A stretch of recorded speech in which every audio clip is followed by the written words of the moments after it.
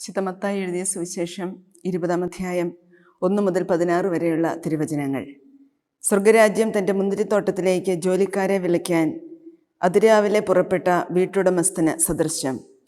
ദിവസം 1 ദനാറ വീതം വേതനം നൽകാമെന്ന കരാറിൽ അവൻ അവരെ മുന്തിരിത്തോട്ടത്തിലേക്ക് അയച്ചു. 3-ാം മണിക്കൂറിൽ അവൻ പുറത്തിറങ്ങിയപ്പോൾ ചിലർ ചന്തസ്ഥലത്ത് അലസരായി നിൽക്കുന്നത് കണ്ട് അവരോട് പറഞ്ഞു, നിങ്ങളും മുന്തിരിത്തോട്ടത്തിലേക്ക് ചെല്ലുവിൻ, ന്യായമായ വേതനം നിങ്ങൾക്ക് ഞാൻ തരാം. അവരും മുന്തിരിത്തോട്ടത്തിലേക്ക് പോയി. 6-ാം മണിക്കൂറിലും 9-ാം മണിക്കൂറിലും പുറത്തേക്കിറങ്ങിയപ്പോഴും അവൻ ഇതുപോലെ തന്നെ ചെയ്തു. ഏകദേശം 11-ാം മണിക്കൂറിൽ അവൻ പുറത്തിറങ്ങിയപ്പോഴും അവിടെ ചിലർ നിൽക്കുന്നത് കണ്ട് അവരോട് ചോദിച്ചു, നിങ്ങൾ ദിവസം മുഴുവൻ അലസരായി നിൽക്കുന്നതെന്ത്? ഞങ്ങളെ ആരും വേലയ്ക്ക് വിളിക്കാത്തതുകൊണ്ട് എന്ന് അവർ മറുപടി നൽകി. അവൻ പറഞ്ഞു, നിങ്ങളും മുന്തിരിത്തോട്ടത്തിലേക്ക് ചെല്ലുവിൻ. വൈകുന്നേരമായപ്പോൾ മുന്തിരിത്തോട്ടത്തിൻ്റെ ഉടമസ്ഥൻ കാര്യസ്ഥനോട് പറഞ്ഞു, ജോലിക്കാരെ വിളിച്ച് അവസാനം വന്നവർക്ക് തുടങ്ങി ആദ്യം വന്നവർക്ക് വരെ കൂലി കൊടുക്കുക. 11-ാം മണിക്കൂറിൽ വന്നവർക്ക് ഓരോ ദനാറ് ലഭിച്ചു. തങ്ങൾക്ക് കൂടുതൽ ലഭിക്കുമെന്ന് ആദ്യം വന്നവർ വിചാരിച്ചു. എന്നാൽ അവർക്കും ഓരോ ദനാറ് തന്നെ കിട്ടി. അത് വാങ്ങുമ്പോൾ അവർ വീട്ടുടമസ്ഥനെതിരെ പിറുപിറുത്തു. അവസാനം വന്ന ഇവർ 1 മണിക്കൂറേ ജോലി ചെയ്തുള്ളൂ, എന്നിട്ടും പകലിൻ്റെ അധ്വാനവും ചൂടും സഹിച്ച ഞങ്ങളോട് അവരെ നീ തുല്യരാക്കിയല്ലോ. അവൻ അവരിൽ ഒരുവനോട് ഇങ്ങനെ മറുപടി പറഞ്ഞു, സ്നേഹിത, ഞാൻ നിന്നോട് ഒരനീതിയും ചെയ്യുന്നില്ല. 1 ദനാറയ്ക്കല്ലേ നീ എന്നോട് സമ്മതിച്ചിരുന്നത്? നിനക്ക് അവകാശപ്പെട്ടത് വാങ്ങിക്കൊണ്ട് പൊയ്ക്കൊള്ളുക. അവസാനം വന്ന ഇവനും നിനക്ക് നൽകിയതുപോലെ തന്നെ കൊടുക്കാനാണ് എനിക്കിഷ്ടം. എൻ്റെ വസ്തുവകകൾ കൊണ്ട് എനിക്കിഷ്ടമുള്ളത് ചെയ്യാൻ പാടില്ലെന്നോ? ഞാൻ നല്ലവനായതുകൊണ്ട് നീ എന്തിന് അസൂയപ്പെടുന്നു? ഇപ്രകാരം പിമ്പന്മാർ മുമ്പന്മാരും മുമ്പന്മാർ പിമ്പന്മാരുമാകും. ഈശോയിൽ സ്നേഹമുള്ളവരെ, വിശുദ്ധ മത്തായി എഴുതിയ സുവിശേഷം 20-ാം അധ്യായം 1 മുതൽ 16 വരെയുള്ള ഈ തിരുവചനങ്ങളിൽ മുന്തിരിത്തോട്ടത്തിലെ ജോലിക്കാരെക്കുറിച്ചുള്ള ഉപമയാണ് നമ്മൾ കാണുക. ഒരു മുന്തിരിത്തോട്ടത്തിൽ പല സമയങ്ങളിൽ ജോലി ചെയ്യാൻ വന്ന ആളുകൾക്ക് വീട്ടുടമസ്ഥൻ ഒരേ കൂലി കൊടുക്കുന്ന സംഭവം. ആ ഒരേ പ്രതിഫലം നൽകിയതിൽ ആദ്യമെത്തിയവർ ഈ വീട്ടുടമസ്ഥനെതിരെ പിറുപിറുക്കുന്നു. അതാണ് നമ്മൾ ഈ ഉപമയിൽ കാണുന്നത്. ദിവസത്തിൻ്റെ ആരംഭം മുതൽ പല സമയങ്ങളിൽ ജോലിക്കെത്തിയ ജോലിക്കാരെ ഈ ഉപമയിൽ നമ്മൾ കണ്ടുമുട്ടുന്നുണ്ട്. അവർക്കെല്ലാവർക്കും ഓരോ ദനാറ വെച്ച് അവരുടെ കൂലിയായിട്ട് പ്രതിഫലമായിട്ട് ലഭിക്കുന്നു. ആദ്യം വന്ന ആളുകൾക്ക് 1 ദനാറ കൊണ്ട് കരാർ ചെയ്തിരുന്നു. അതുതന്നെ അവസാനം വന്ന ആളുകൾക്കും ലഭിച്ചു. നമ്മുടെ സമയം വെച്ച് നോക്കിയാൽ രാവിലെ 6 മണി മുതൽ വൈകിട്ട് 5 മണി വരെയുള്ള സമയം, ആ സമയങ്ങളിലാണ് ഈ ആളുകൾ ജോലിക്കെത്തിയത്. രാവിലെ വന്നവരുണ്ട്, 6-ാം മണിക്കൂറിൽ, 9-ാം മണിക്കൂറിൽ, 11-ാം മണിക്കൂറിൽ ഒക്കെ വന്നവരെ കുറിച്ച് ഈ വചനഭാഗത്തിൽ ഈശോ നമ്മളോട് പറയുന്നുണ്ട്. ഈ എല്ലാ സമയങ്ങളിലും വന്നവർക്ക് ഒരേ പ്രതിഫലം കിട്ടി. എന്നാൽ ആദ്യം വന്ന ആളോട് കരാർ ചെയ്തിരുന്നത് പോലെ തന്നെയുള്ള പ്രതിഫലമാണ് നൽകുകയും ചെയ്തത്. ഇങ്ങനെ ഒരു സംഭവം ഈ ലോകത്തിൽ നമ്മൾ ഒരിക്കലും കാണുന്നതല്ല. ജോലിക്ക് എത്തുന്നവർക്ക് കരാർ അനുസരിച്ച് കൂലി നൽകുക എന്നത് ഈ ലോകത്തിൽ എപ്പോഴും കാണുന്ന ഒരു സംഭവമാണ്. എന്നാൽ എത്തിയ എല്ലാവർക്കും ഒരേ കൂലി നൽകുക, പല തരത്തിലുള്ള അനുപാതത്തിലുള്ള ജോലി ചെയ്തിട്ടും ഒരേ കൂലി നൽകുക, ഇത് സ്വർഗരാജ്യത്തിൻ്റെ രഹസ്യമാണ്. എന്താണ് ഇതുകൊണ്ട് അർത്ഥമാക്കുക? ഇത് ഈ ലോകത്തിൻ്റെ നീതിയെക്കുറിച്ച് സംസാരിക്കുന്ന ഒരു ഉപമയല്ല. മത്തായി ശ്ലീഹ ഈ ഉപമ പറയുന്ന സാഹചര്യത്തിൽ നിന്ന് നമുക്ക് വളരെ വ്യക്തമായി മനസ്സിലാകുന്ന ഒരു കാര്യമുണ്ട്. ഇത് ശിഷ്യത്വത്തിന് ഒരു വിശദീകരണം നൽകുന്ന ഈശോയുടെ വചനഭാഗത്തിലാണ് കാണുക. 19-ാം അധ്യായത്തിലെ മത്തായിയുടെ സുവിശേഷം 19-ാം അധ്യായം അവസാനിക്കുക 30-ാം വചനം ഇങ്ങനെയാണ് അവസാനിക്കുക, മുമ്പന്മാർ പലരും പിമ്പന്മാരും പിമ്പന്മാർ മുമ്പന്മാരുമാകും. എന്നിട്ട് ഈശോ പറയുക ഈ മുന്തിരിത്തോട്ടത്തിലെ ജോലിക്കാരെ കുറിച്ചുള്ള ഉപമയാണ്. ഈ ഉപമ അവസാനിക്കുമ്പോഴും 16-ാം വചനത്തിൽ 20-ാം അധ്യായം 16-ാം വചനത്തിലും പറയുക, പിമ്പന്മാർ മുമ്പന്മാരാകും, മുമ്പന്മാർ പിമ്പന്മാരാകും. ഇതിൻ്റെ അർത്ഥം എന്താണെന്നാണ് ഈശോ വിശദീകരിച്ചു തരിക. ഇത് നമുക്ക് വളരെ കൃത്യമായി മനസ്സിലാകണമെങ്കിൽ ഈ ഉപമ പറഞ്ഞ സാഹചര്യം വ്യക്തമായി മനസ്സിലാകുമ്പോൾ ഇതിൻ്റെ അർത്ഥം നമുക്ക് മനസ്സിലാകും. ഈ ഉപമ പറഞ്ഞ സാഹചര്യം ഇതാണ്. ധനികനായ ഒരു മനുഷ്യൻ ഈശോയുടെ അടുത്ത് വന്നിട്ട് ചോദിക്കുന്നുണ്ട്, നിത്യജീവൻ അവകാശമാക്കാൻ എന്താണ് ചെയ്യേണ്ടതെന്ന്. അയാൾ പ്രമാണങ്ങളെല്ലാം അനുസരിക്കുന്നുണ്ടായിരുന്നു. വിശുദ്ധ ഗ്രന്ഥത്തിൽ നമ്മൾ കാണുന്ന യഹൂദരുടെ എല്ലാ നിയമങ്ങളും അനുസരിക്കുന്ന ഒരു വ്യക്തിയാണ്. അയാൾ നിത്യജീവൻ എന്നത് പ്രതീക്ഷിച്ചുകൊണ്ടാണ് ഈശോയുടെ അടുത്ത് എത്തുക. അങ്ങനെ വന്ന ഒരാളോട് ഈശോ പറയുന്നുണ്ട്, നീ പൂർണ്ണനാകാൻ ആഗ്രഹിക്കുന്നെങ്കിൽ പോയി നിനക്കുള്ളതെല്ലാം വിറ്റ് ദരിദ്രർക്ക് കൊടുക്കുക. അപ്പോൾ നമ്മൾ ഈ വചനത്തിൽ കാണുക, ആ യുവാവ് സങ്കടത്തോടു കൂടി തിരിച്ചുപോയി എന്നാണ്. അയാൾക്കത് ചെയ്യാൻ സാധിച്ചില്ല.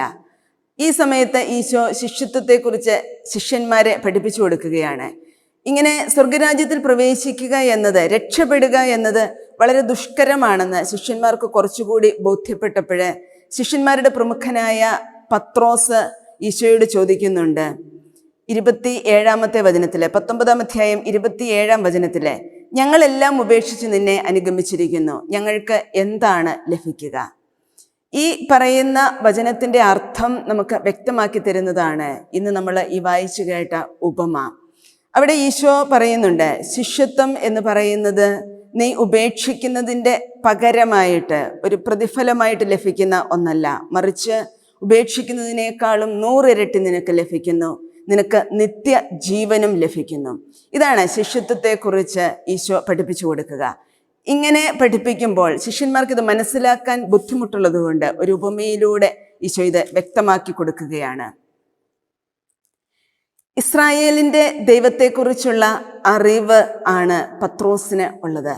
പത്രോസ് ഈശോയെ അനുഗമിക്കുന്ന ആദ്യ രംഗം നമ്മൾ മത്തായിയുടെ സുവിശേഷത്തിൽ തന്നെ 4-ാം അധ്യായം 18 മുതൽ 20 വരെയുള്ള വചനങ്ങളിൽ കാണുന്നുണ്ട്. അവിടെ നമ്മൾ കാണുക, മത്തായി സുവിശേഷകൻ പറയുക, എല്ലാം ഉപേക്ഷിച്ചിട്ട് പത്രോസ് ഈശോയെ അനുഗമിച്ചു എന്നുള്ളതാണ്.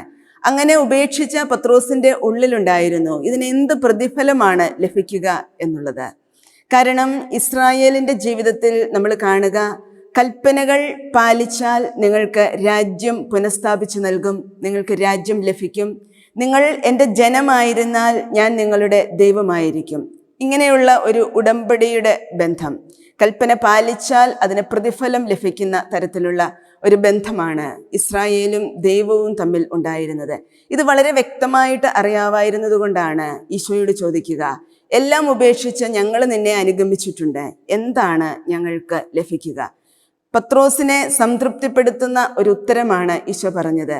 നീ ഉപേക്ഷിച്ചതിനെല്ലാം നിനക്ക് 100 ഇരട്ടി ലഭിക്കുന്നു, നിനക്ക് നിത്യജീവനും ലഭിക്കുന്നു. എന്നിട്ട് ഈശോ ഈ ഉപമ പറയുകയാണ്. ഈ ഉപമയിലൂടെ നമുക്ക് വ്യക്തമാവുക, ശിഷ്യത്വത്തിന് ഒരാൾ നടത്തുന്ന ഉപേക്ഷ 100 ഇരട്ടി പ്രതിഫലം ലഭിക്കുന്ന, നിത്യജീവൻ വാഗ്ദാനം ചെയ്യുന്ന ഒന്നാണ്. ഉപേക്ഷിച്ചതിലും വളരെ വലിയ പ്രതിഫലമാണ് ലഭിക്കുക. കൽപ്പന മാത്രം അനുസരിച്ച് ജീവിക്കുന്നതിലല്ല, മറിച്ച് കാതലായ ഒരു ഉപേക്ഷ നടത്തുന്നതിലാണ് ശിഷ്യത്വം അടങ്ങിയിരിക്കുക. ഇങ്ങനെ പഠിപ്പിക്കുന്ന ഈശോ നമ്മളെ പഠിപ്പിച്ചു തരിക എപ്രകാരമുള്ള ഒരു ദൈവമാണ് നമുക്കുള്ളത് എന്നുള്ളതാണ്. പഴയ ഉടമ്പടി പോലെയല്ല, ദൈവരാജ്യം സമൃദ്ധമായ ഔദാര്യത്തിൻ്റെ ഇടമാണ്. ഉപേക്ഷിച്ചതിനെല്ലാം 100 ഇരട്ടി പ്രതിഫലം നൽകുന്ന ഒരു ദൈവത്തിൻ്റെ മുൻപിലാണ് നീ ഉപേക്ഷിച്ചത് എന്നുള്ള തിരിച്ചറിവ്. അതാണ് നമുക്ക് വേണ്ടത് എന്ന് ഈ സുവിശേഷം നമ്മളെ ഓർമ്മിപ്പിക്കുന്നു. ദിവസം മുഴുവൻ അധ്വാനിച്ചിട്ടും അവസാനം വന്നവന് അതേ കൂലി കൊടുത്തപ്പോൾ യജമാനന് ന്യായമില്ല എന്ന് പറയുന്ന ജോലിക്കാര്. നമ്മൾ ഇതിനോട് സമാനമായ ഒരു കാര്യം വിശുദ്ധ ഗ്രന്ഥത്തിൽ കാണുന്നുണ്ട്. ഈശോ കുരിശിൽ കിടക്കുമ്പോൾ പറുദീസ സ്വന്തമാക്കിയ നല്ല കള്ളൻ, അയാൾ ചെയ്തതിനല്ല അയാൾക്ക് പ്രതിഫലം ലഭിച്ചത്, മറിച്ച് അയാളുടെ മനോഭാവത്തിനാണ്. നീ പറുദീസായിലായിരിക്കുമ്പോൾ എന്നെ ഓർക്കണമേ എന്ന് പറഞ്ഞ വാക്കിൽ നിന്ന് അയാൾക്ക് ലഭിച്ചത് പറുദീസായാണ്. മറ്റുള്ളവരുടെ വക വളരെയേറെ വഞ്ചിച്ചെടുത്തിട്ടുള്ള സക്കേവൂസ് ഒരിക്കലൊരു തിരിച്ചറിവുണ്ടായപ്പോൾ അതിൻ്റെ അധികമായിട്ട് ഉപേക്ഷിച്ചപ്പോൾ, തിരികെ നൽകിയപ്പോൾ അയാളുടെ ഭവനത്തിന് രക്ഷ കൈവന്നു. പിതൃഭവനത്തിലാണ് താനെന്ന് അറിയാമായിരുന്നിട്ടും ധൂർത്തപുത്രൻ ഒരു നാളിൽ അതിനെ ഉപേക്ഷിച്ചു. പക്ഷേ അയാൾ തിരികെ വന്നപ്പോൾ അയാൾക്ക് വീണ്ടും പിതൃഭവനവും പുത്രൻ്റെ സ്ഥാനവും ലഭിച്ചു. ഇതാണ് ദൈവത്തിൻ്റെ ഔദാര്യം. അനുതപിക്കുന്ന ഒരാളെപ്പോലും ഉപേക്ഷിച്ച് കളയാത്ത ഒരു ദൈവത്തെയാണ് നാം സ്നേഹിക്കുക. ദൈവത്തെ നാം സ്നേഹിക്കുക ദൈവം നൽകുന്ന പ്രതിഫലത്തിൻ്റെ പേരിലോ നാം ചെയ്ത നന്മകളുടെയും പുണ്യങ്ങളുടെയും നാം ചെയ്ത നല്ല കാര്യങ്ങളുടെയും ഒക്കെ പേരിൽ നമ്മളെ കരുതുകയും സ്നേഹിക്കുകയും ചെയ്യുന്ന ഒരു ദൈവമല്ല നമ്മുടെ ദൈവം. ദൈവത്തെ സ്നേഹിക്കുന്നതിൽ ആണ് ദൈവരാജ്യം അടങ്ങിയിരിക്കുക. നാം ചെയ്യുന്ന പ്രവൃത്തികളുടെ പ്രതിഫലത്തിലല്ല ദൈവരാജ്യം അടങ്ങിയിരിക്കുക. ദൈവത്തോടുള്ള നമ്മുടെ ബന്ധമാണ് എല്ലാറ്റിൻ്റെയും അടിസ്ഥാനം. നമ്മുടെ പ്രവൃത്തികളുടെ ഉദ്ദേശശുദ്ധിയാണ് ശിഷ്യത്വത്തിൽ നമുക്ക് അനിവാര്യമായിട്ടുള്ള ഒന്ന്. ദൈവത്തിൽ നിന്ന് എന്ത് ലഭിക്കും എന്ന് പ്രതീക്ഷിച്ച് നാം ജീവിച്ചാൽ പലപ്പോഴും ശിഷ്യത്വം നമ്മെ നിരാശയിലേക്ക് കൊണ്ടുചെന്നെത്തിക്കും. ഒന്നിനെയും പ്രതിയല്ലാതെ ദൈവത്തെ സ്നേഹിക്കാൻ ഈ ഉപമ നമ്മെ ക്ഷണിക്കുന്നു. ദൈവം നമ്മെ അനുഗ്രഹിക്കട്ടെ.